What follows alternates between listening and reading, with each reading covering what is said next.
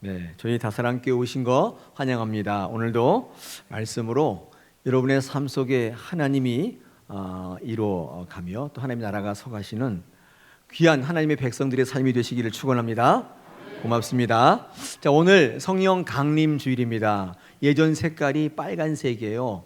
이 불을 의미하기도 하고 피를, 예수 그리스도의 보혈을 의미하는 그런 색깔입니다. 1년에 몇 번 안 되는데 오늘 이 예전의 색깔 같이 불같이 성령이 여러분 가운데 나타나시기를 축원합니다. 고맙습니다. 오늘 하나님의 큰 일을 듣게 되다라는 제목을 가지고 또 같이 말씀 나누겠습니다. 우리가 신앙생활하면서 성령에 대한 이야기를 참 많이 듣고 하지만 성령에 대해서 잘 알지 못하는 게 사실입니다.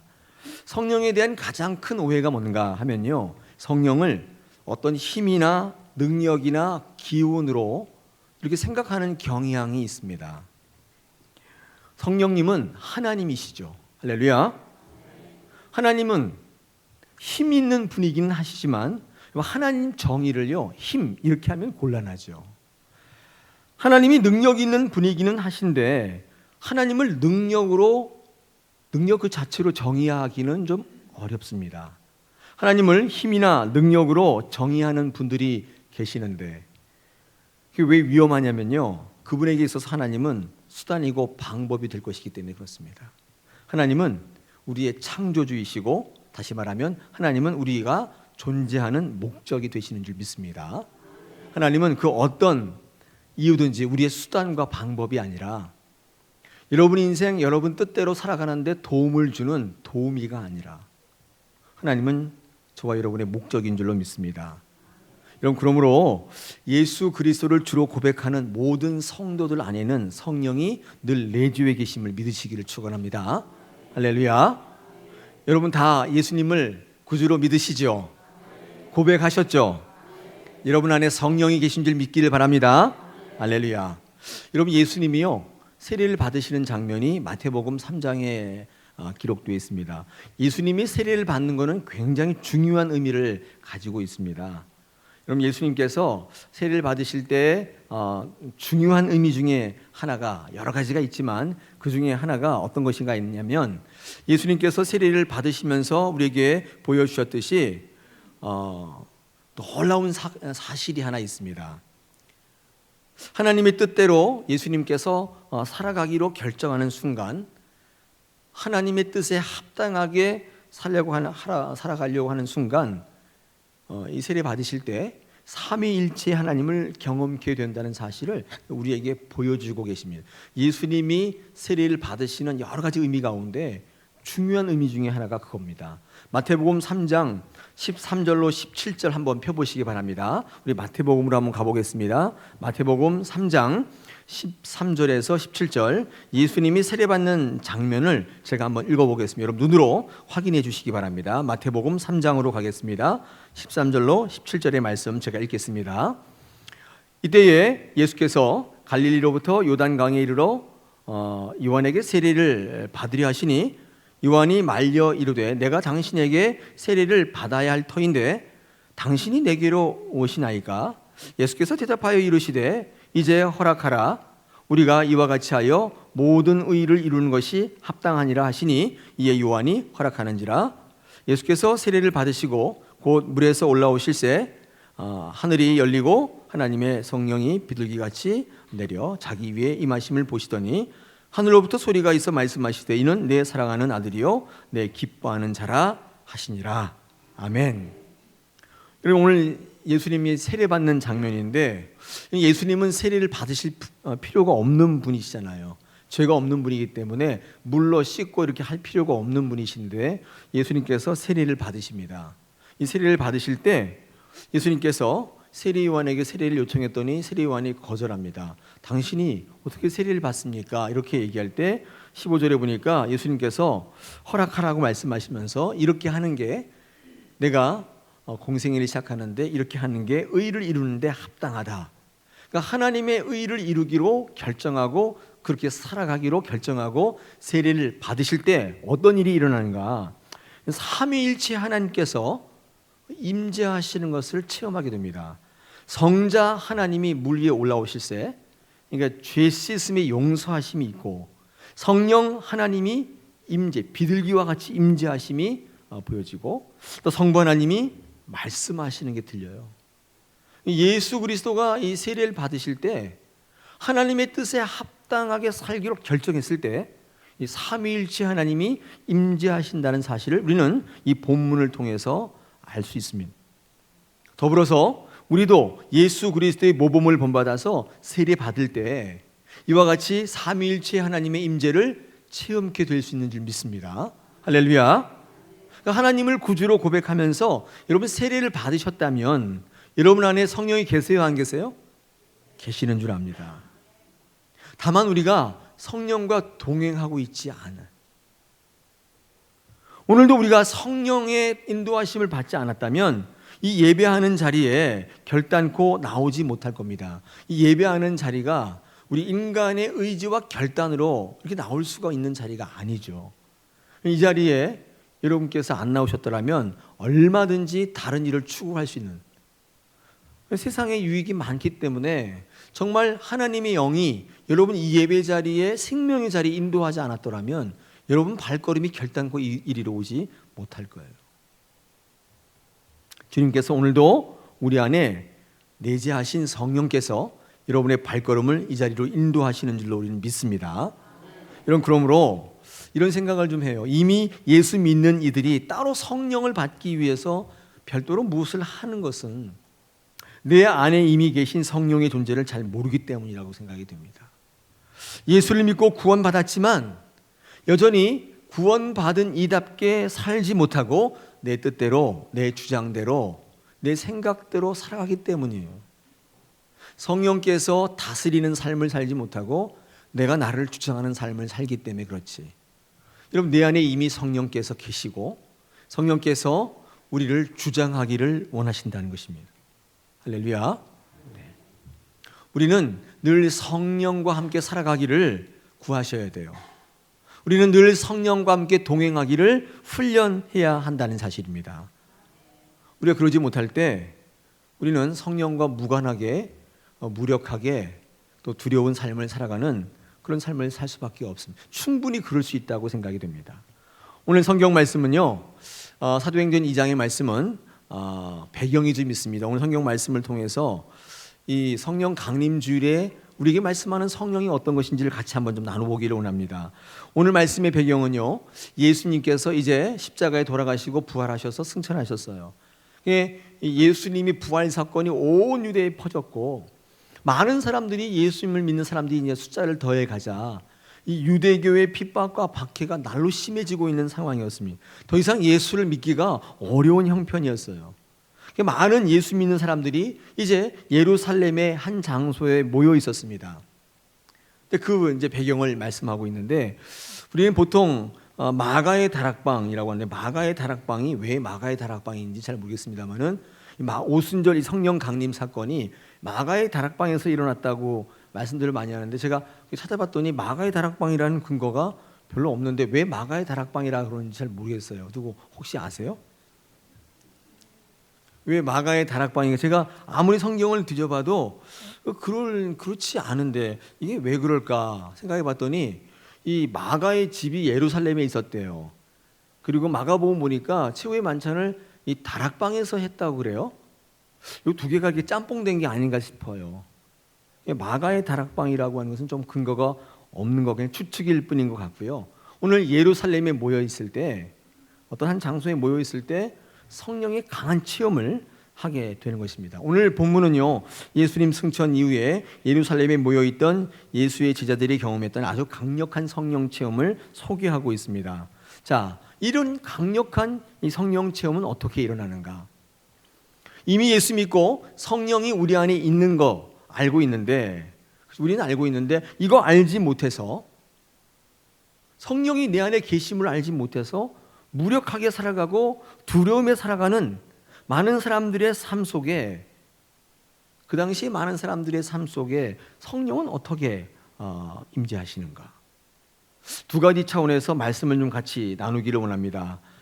성령의 임재 차원에서, 또 하나 이 성령의 열매인 은사 차원에서, 성령의 은사 차원에서 오늘 주시는 말씀 속에 성령이 주시는 은사를 중심으로 한 성령 강림의 말씀을 좀 같이 나눠보고자 합니다. 성령께서 어떻게 우리 가운데 임재하시는가?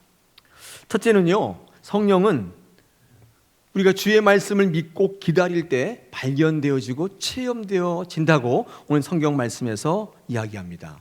여러분, 예수님은 부활 승천하신 이후에 줄기차게 제자들에게 예루살렘으로 가서 기다리라 이렇게 말씀하셨어요.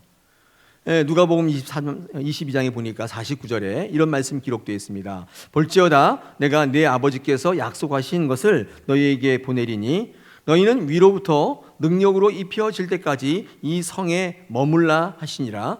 예수께서 그들을 데리고 베다니 앞까지 나가서 손을 들어 그들에게 축복하시더니 축복하실 때에 그들을 떠나 하늘로 올려지시니 그들이 그에게 경배하고 큰 기쁨으로 예루살렘에 돌아가 늘 성전에서 하나님을 찬송하니라. 누가복음 24장의 마지막 승천 부분에 보니까 이런 말씀 기록되어 있어요. 이 성에 머물라. 주님께서는요, 약속한 것을 보내주시리니 너희가 이 성에 머물라. 이 성은 어디예요? 예루살렘. 여기에 머물라 하시면서 당부하시고 승천하시는데, 이런 많은 사람들이 그에게 경배하고 큰 기쁨을 가지고 예루살렘으로 돌아가서 거기서 하나님을 찬양했다, 이렇게 성경은 기록하고 있습니다. 오늘 이 강력한 성령의 체험은 예루살렘에서 왜 기다려야 하는지 잘 몰랐지만 주님께서 그곳에서 기다리라고 하시니까 그 말씀에 순종해서 기다릴 때 일어났던 역사예요. 이 예수 믿는 사람들을 핍박하는 상황 속에서 예루살렘에 있는 것은 위험한 일일 수 있겠죠. 예루살렘은 종교의 도시인데 예루살렘에서 예수님께서 부활하시고 예루살렘에서 예수님의 역사들이 나타났기 때문에 예루살렘에 이렇게 모여 있는 것은 사실 어떤 의미에서는 좀 불안하고 위험한 일입니다. 그런데 그 당시 제자들이, 많은 믿는 사람들이 예루살렘에서 기다리라고 하시니까 순종하는 마음으로 그곳에 모여 있었던 거예요. 오늘 성경 말씀 보니까 뭐라고 되어 있습니까? 우리 5절에 보니까, 사도행전 2장 5절에 보니까 그때도 어디에 머물러 있었어요? 예루살렘에 머물러 있었다. 성경은 그렇게 기록하고 있습니다. 왜 거기에 머물러 있는지는 잘 모르겠어요. 예수님이 그렇게 하라고 하시니까 위험한데도 불구하고 거기에 모여 있었단 말이에요. 그죠? 여러분, 예수님께서 기다리라고 하면 그 자리에 머물러 계셔야 돼요. 그죠? 나는 거기 안 있겠다고, 나는 거기에 있는 게 비효율적이라고 생각한다고 하시면, 딴 데 가시면 안 되는 줄 믿습니다. 주님 기다리라고 하시면 그 자리에 계실 수 있게 되길 바랍니다. 여러분, 성령의 역사는 오늘 보시는 것처럼 순종과 기다림의 산물인 것입니다. 기다릴 수 있어야 돼요. 순종할 수 있어야 돼요. 예수님은 기다리라고 말씀하셨고 약속한 것을 주시겠다고 하십니다. 성령은 주님께서 기다리라는 곳에서 함께 모여 기도할 때 체험케 되는 능력인 것을 오늘 본문은 우리에게 전달하고 있습니다. 이런 믿고 기다릴 수 있는 것은요, 언제 그렇게 할 수 있냐면 말씀에 근거할 때 가능합니다. 주님을 믿고 주님이 기다리라 할 때까지 그의 때를 기다릴 수 있는 것은 여러분의 의지나 여러분의 수용성으로 되는 문제가 아니에요. 그건 어렵습니다. 그렇게 하기에는. 하나님의 말씀에 근거할 때 우리는 놀랍도록 믿음이 생기고 기다릴 수 있어요. 하나님 말씀이 여러분 가운데 있지 않으면 적당히 기다리고 치워버리면 더 이상 기다릴 수가 없어요. 여러분, 말씀은요, 읽어보면 거대한 약속어음 다발 같아요. 말씀은요, 우리에게 주실 때 여러분 뭐 기도할 때랄지 여러분 원하는 걸 간구할 때 이게 즉각적으로 주시지 않지요. 항상 기다리라고 말씀할 때가 많이 있습니다. 왜 그러냐면 약속어음이기 때문에 그래요. 즉각적으로 주시는 건 저는 이렇게 표현합니다. 현찰거래. 그냥 기도하면 옛다 딱 주는 거. 여러분, 이거는 현찰거래인데 하나님 여러분랑 거래하지 않으십니다. 뭔가 주실 때 항상 기다리게 만들 약속어음을 발행해요. 사업하시는 분들 약속어음 한번 써보셨습니까? 요즘에 그런 말씀 잘 안 하는데 예전에 제가 어렸을 때 저희 아버지가 항상 이런 얘기 하셨어요. 약소금이 어쩌고 저쩌고. 뭐 이게 깡 들어보셨어요? 깡? 네, 진짜 이거 오래된 용어인데 할인이죠, 할인. 그런 용어를 많이 저희 아버지 사업하시던 분이었기 때문에 이제 어음을 받아오셨는데 결제금을. 근데 이제 당장 돈이 필요하니까 직원들 월급을 줘야 되니까 이런 시장에 가면은 이제 달러상도 이런데 그걸 주고 깡을 해서 일정 부분 할인받고 1,000만 원이면 한 800만 원 정도를 받는 것 같아요, 미리. 그러면 이제 어음 할인업자가 그걸 가지고 있다가 만기에 1,000만 원 찾으면 200만 원 버는 거잖아요. 깡업자죠, 깡업자. 그런 분들이 있었어요. 약속어음을 받을 때 어떻게 받냐면은 신용이 있어야 약속어음을 받는 거예요. 누가 뭐 종이 쪽지를 주는데 그걸 왜 받습니까? 저 사람이 어떤 사람인 줄 알고 그걸 받는데 이 신용이 담보되는 게 약속어음이죠. 하나님께서 우리에게 기도하실 때 약속어음을 발행해요. 여러분 그 금액에 있는 복을 받으시려면 기다리셔야 돼요. 기다리지 않으면 못 받습니다. 아브라함은 자식이 없었어요. 근데 자식을 주시겠다고 약속해 놓고는 100세 때 줬어요. 75세 때 아브라함이 부름을 받았다면 이 아브라함에게 주신 그 자식 주시겠다는 약속은 몇 년짜리 약속어음이에요? 100 빼기 75. 계산이 안 되시죠? 25년짜리 약속어음. 아브라함에게 나는 너를 바다의 모래알처럼 또 이 하늘의 별처럼 자손을 무수하게 주시겠다. 약속을 주셨는데 여러분 그 약속어음은 몇 년짜리예요? 제가 보기에는 좋게 잡아 한 5,000년짜리는 돼요. 왜냐하면 지금 수많은 이 지구상의 3분의 2, 70억 인구의 한 3분의 2 정도가 아브라함을 자기 아버지라고 불러요. 기독교, 이슬람, 유대교 다 아브라함이 자기 아버지래요. 그때 아브라함이 받았던 그 약속어음은 몇천 년짜리였다 그 말이에요. 우리는 기다리고 그 약속을 붙잡을 때, 말씀을 붙잡을 때 우리는 능히 기다릴 수 있어요. 말씀을 붙잡을 때 기다릴 수 있어요. 여러분 성령의 강력한 임재는 가서 기다리라 할 때 위험을 무릅쓰고 순종하며 거기에 모여있던 사람들에게 임한 강력한 체험이었습니다. 오늘 이 사실을 우리는 이 본문을 통해서 첫 번째 받을 수 있습니다. 여러분 예수님이요 6월절 전날 제자들과 마지막 만찬을 하시지 않습니까? 그리고 그 다음날 6월절에 십자가에 못 박히십니다. 이거 굉장히 의미가 있다고 생각해요. 예수님께서 6월절에 십자가에 못 박혀 피를 쏟으시고 그의 피의 능력으로 우리 모두를 구원해 주셨는데 여러분 이것은 하나님의 말씀이 이루어지는 것이죠. 출애굽할 때 6월절날 어떤 날이죠? 어린 양의 피를 문설주와 임방에 바르면 바른 집은 그저 죽음을 면제받는 이 출애굽의 6월절 사건이 예수 그리스도를 통하여 일어나는 거예요. 예수님이 순종할 때 하나님의 때를 기다릴 때 그때 구원을 이루시는 거예요. 성령의 강력한 임재, 성령의 강력한 능력, 성령께서 일하시는 것은 하나님의 말씀을 믿고 붙잡고 순종하며 기다릴 때 그때 임하는 줄 믿습니다. 우리 안에 있는 성령이 어떨 때 드러나는가 우리가 발견하게 되는가 하나님의 말씀을 믿고 기다릴 때인 줄 믿습니다. 할렐루야. 기다리십시오. 하나님의 때를 기다리셔야 돼요. 하나님께서 능력 가운데 여러분을 세워주실 줄로 믿습니다. 자, 두 번째, 여러분 성령은요 언제 우리의 삶 속에 체험되는가? 이건 뭐냐면 이 헌신과 봉사의 삶을 통하여서 이렇게 말을 만들어 봤습니다. 이게 무슨 말이냐면요 성령이 오늘 임하실 때 우리 안에 있을 때 오늘 사도행전 2장을 통해서 발견되는 게 뭐냐면 이 선물을 함께 주시는 것을 우리는 발견할 수 있습니다. 오늘 사도행전 2장 1절로 13절에 보면 성령이 임하시는데 그때 어떤 현상이 나타나냐면 방언을 합니다.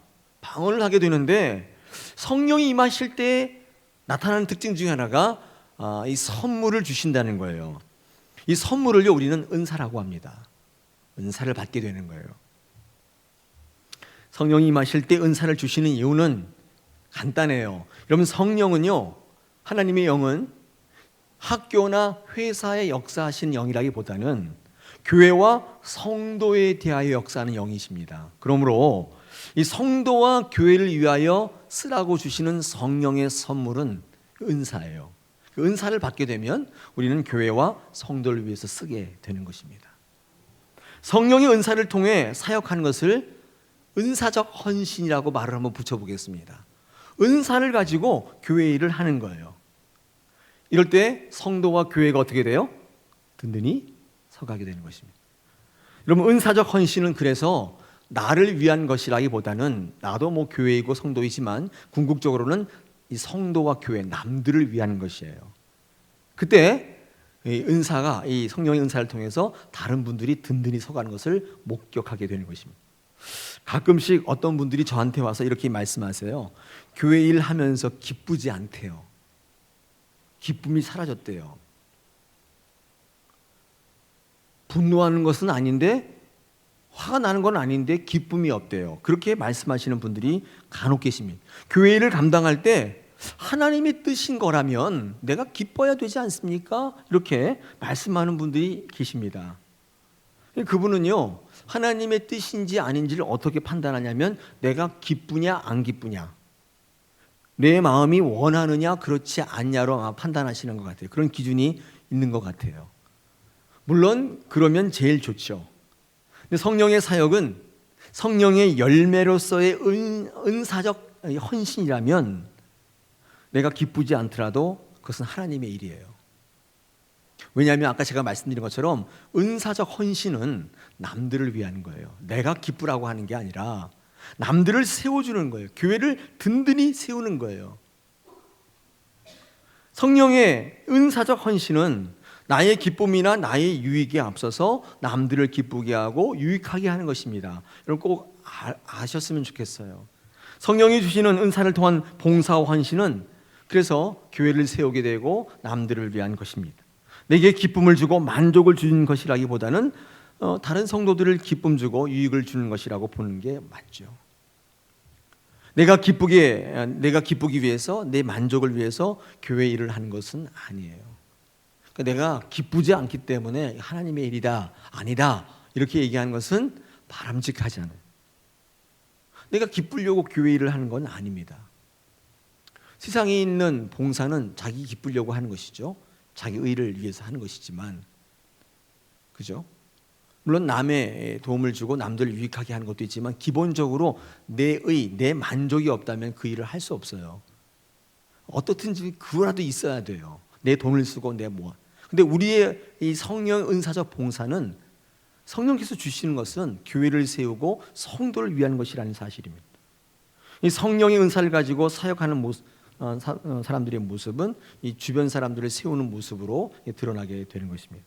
성령이 임하시고 우리를 다스리실 때 성령은 분명히 우리에게 은사를 선물로 주시고 그것을 통해 다른 사람들을 세우기를 원하세요.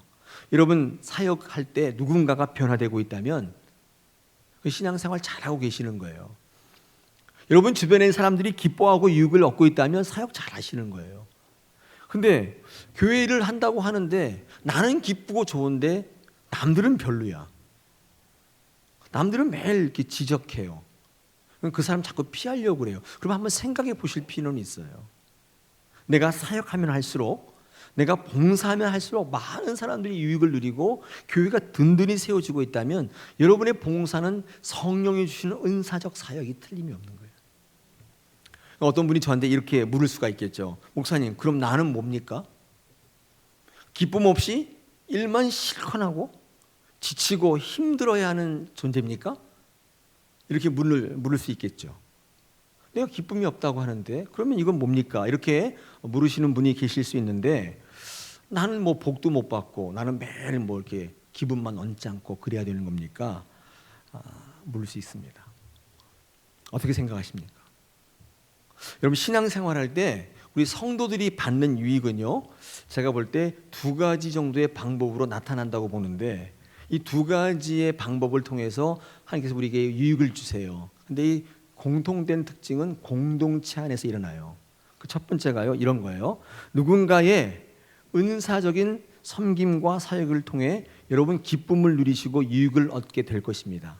여러분의 헌신을 통해 누군가가 기쁨을 얻고 만족을 느끼듯이 여러분에게 주어지는 유익은 여러분이 뭘 해서 얻는다기보다는 또 같은 의미로 다른 사람이 은사적인 성령이 주신 은사를 가지고 섬기며 봉사할 때 여러분이 받게 돼요.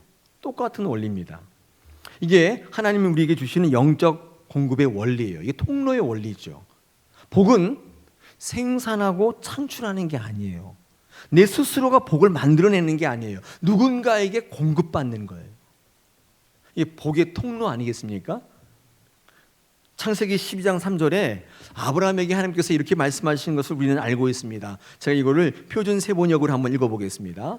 창세기 12장 3절에서 너를 축복하는 사람에게는 내가 복을 베풀고 너를 저주하는 사람에게는 내가 저주를 내릴 것이다. 땅에 사는 모든 민족이 너로 말미암아 복을 받을 것이다. 너로 말미암아, 이거 무슨 말이에요? 너를 통하여. 그러니까 아브라함에게 주신 복은 어떤 복이에요? 통로의 복이에요. 통로. 복이 지나가는 통로예요. 아브라함을 통해서 모든 민족이 복을 받게 하시겠다는 거예요. 모든 사람이 복 받는데 아브라함을 쓰시겠다는 거예요. 이때 아브라함이 남들이나 실컷 복 받게 하는, 그럼 나는 뭡니까? 이렇게 묻지 않았어요. 왜요? 간단해요. 내게 복이 흐르고 있기 때문에. 복이 넘치고 있잖아요. 통로란 그런 거 아닙니까? 남들 복 주는데 쓰임 받는 것은 무엇보다 내가 복 받는 길이에요. 성령이 주시는 은사로서의 헌신과 봉사는 남들을 이롭게 하는데 그게 여러분 상실이 아니에요. 내가 복 받는 거예요. 또한 다른 사람들을 통하여 내가 복을 받게 되는 것입니다. 공동체의 중요한 특징이죠. 남들을 기쁘게 하고 남들에게 복 받게 하는데 쓰임 받기를 원하십시오. 교회 와서 내 것만 하고 나 복 받기 예배만 딱 하고 다른 시간 아까우니까 집에 싹 가서 쉬고 그리고 내일을 준비하고 이렇게 복 받는 게 아니에요.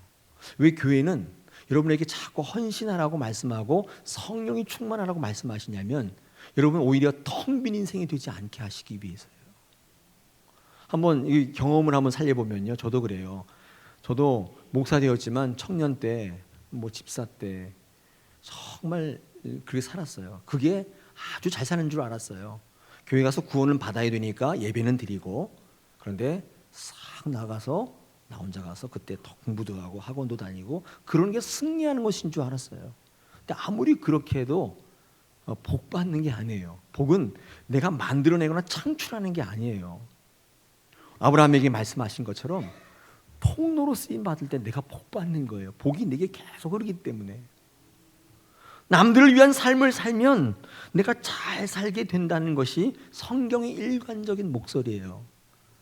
여러분 마태복음 7장 12절 이걸 뭐라고 부르냐면 신약의 황금률이라고 부릅니다. 이게 무슨 말이냐면 신약에서 가장 중요하다는 말씀이에요. 제가 읽어볼게요. 마태복음 7장 12절에 그러므로 누구든지 남에게 대접을 받고자 하는 대로 너희도 남을 대접하라. 이것이 율법이요 선지자이니라. 받고자 하는 대로 베풀라고 권면합니다.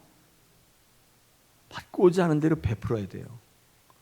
내가 베풀 때 나를 통로 삼아서 하나님께서는 다른 사람에게 복 주시고 또 다른 사람도 똑같이 나에게 복을 주는 거예요. 전달하는 거예요. 여러분 이것을 왜 신약의 황금률이라고 부릅니까? 이유가 뭡니까? 자신을 위해 살아가는 것이 하나님의 백성으로 복된 인생을 이루지 못하는 것임을 알기 때문에 오히려 하나님의 영광을 가리는 삶이 되기 때문에 오히려 텅 빈 인생을 살아가는 것이기 때문에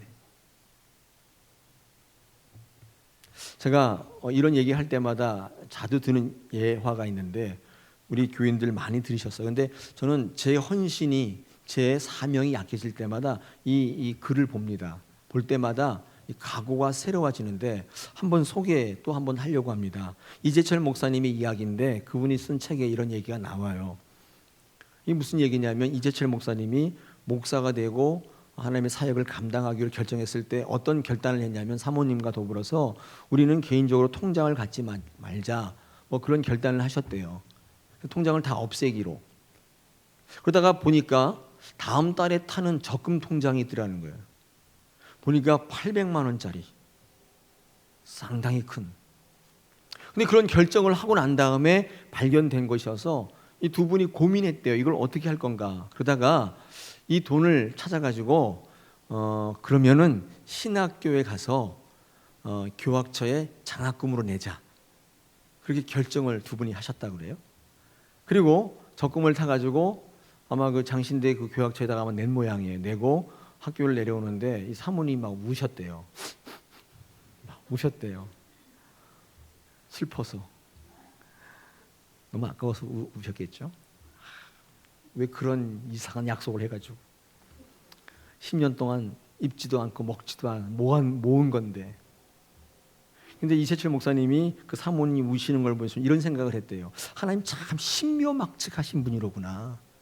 이름 모를 신학생의 장학금을 어찌 내 아내의 10년 동안 못 먹고 못 입고 모은 돈으로 충당하실 생각을 하셨을까.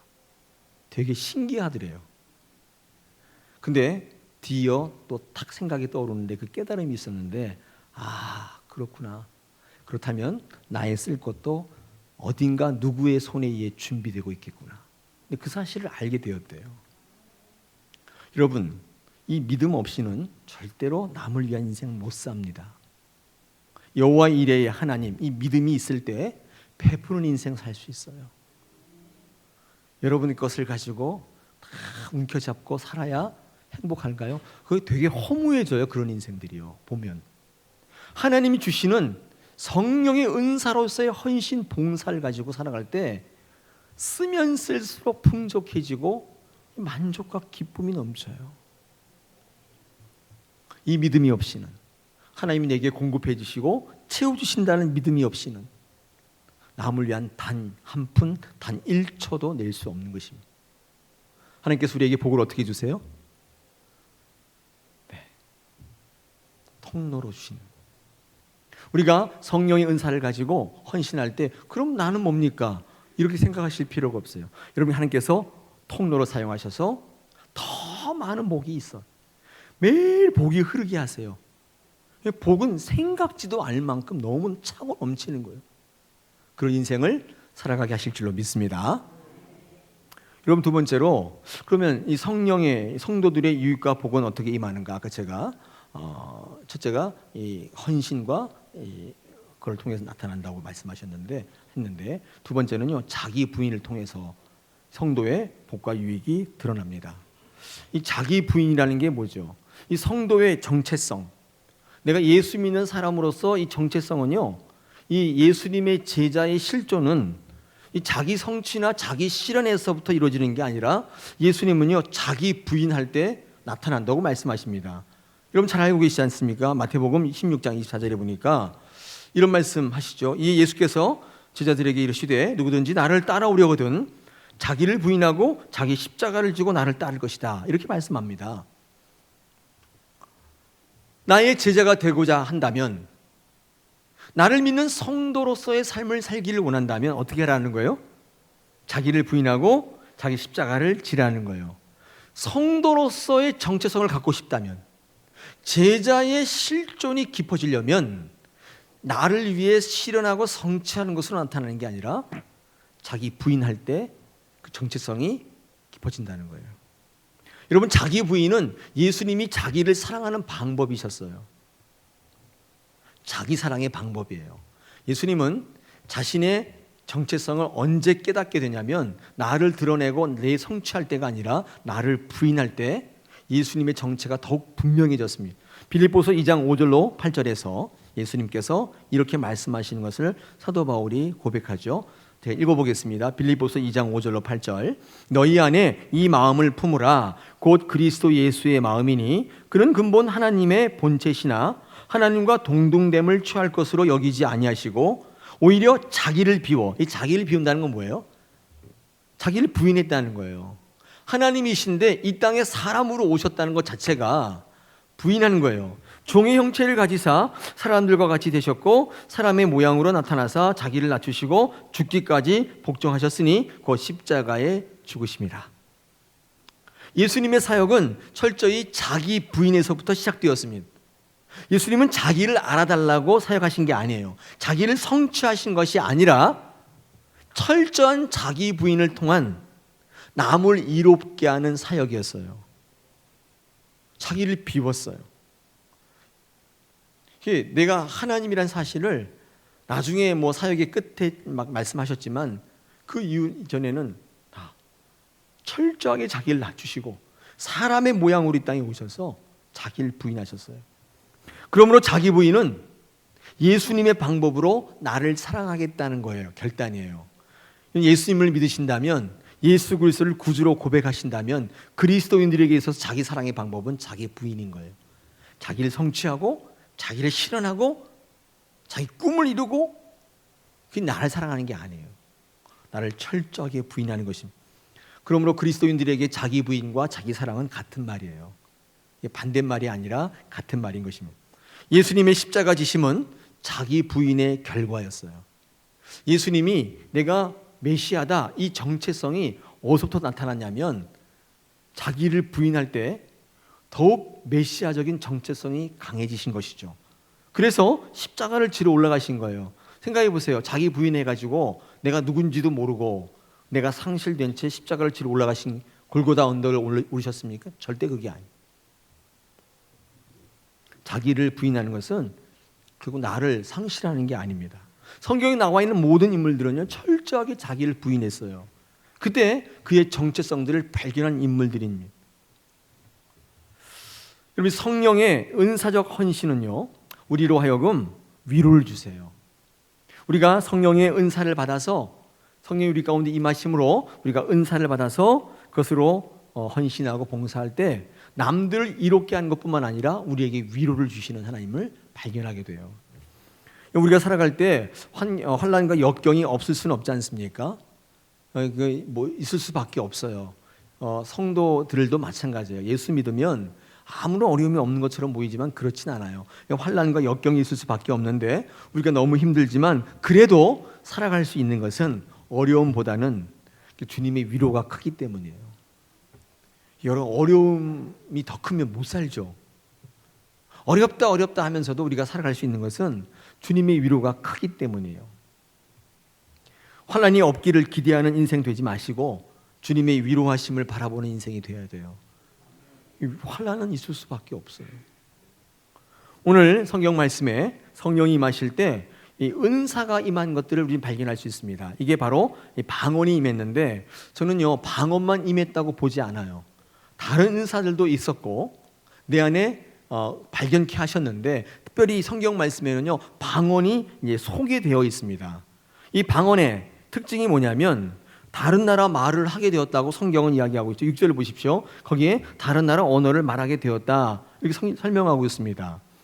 근데 8절에 보니까 자기의 언어로 알아듣게 되었다고 돼 있죠.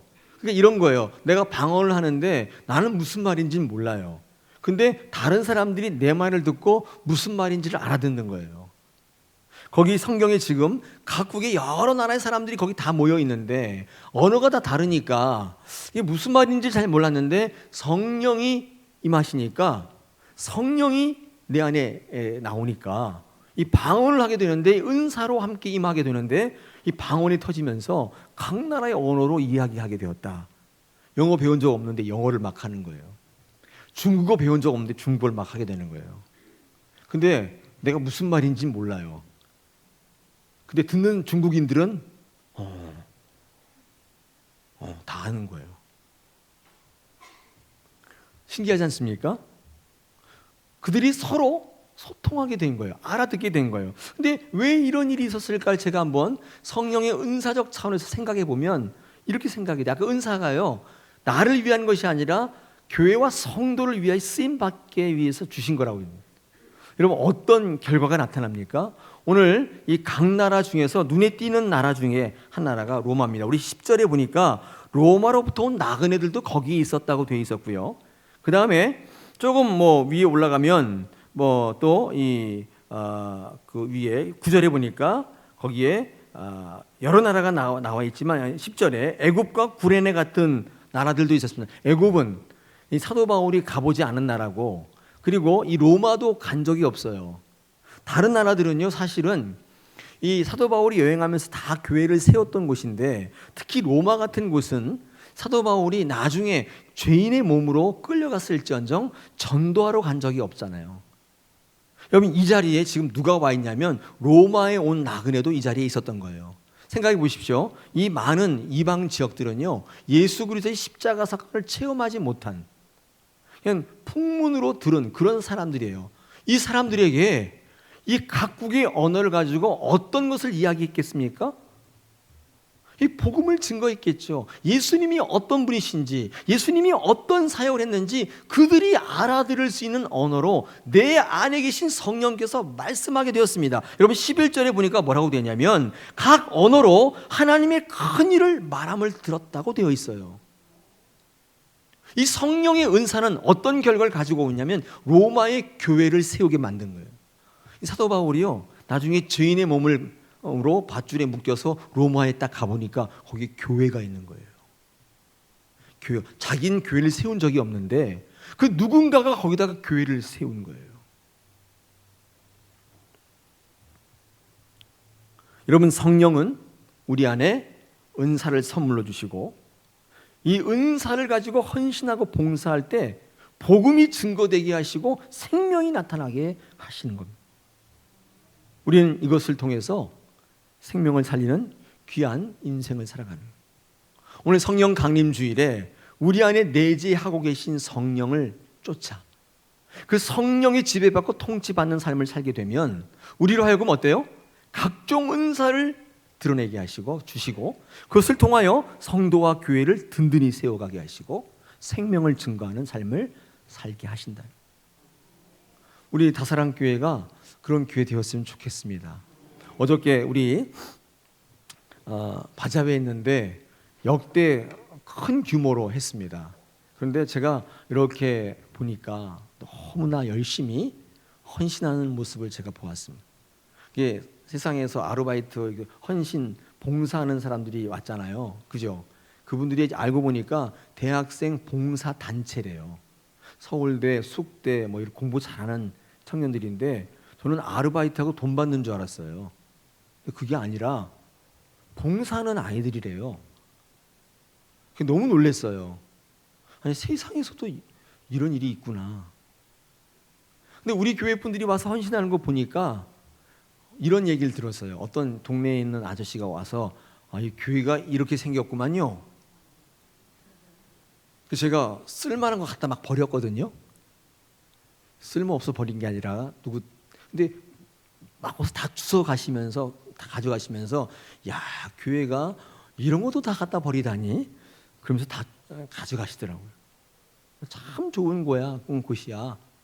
이 아파트에 있는 경비원 아저씨도 그런 얘기하시고 이 앞에 있는 여기 회사 거기 가게에 있는 아줌마도 그런 얘기하시고. 여러분, 우리 다사랑 교회 헌신 성도들의 은사적 헌신을 통해서 다른 사람에게 복음이 증거되고 교회의 뜰을 밟게 되는 놀라운 사건들이 어제 있었습니다. 그것으로 당장 다사랑 교회가 이런 건 아니지만 우리 성도의 은사적 헌신은 귀한 하나님의 뜻을 이루는 중요한 기초가 될 줄 믿습니다.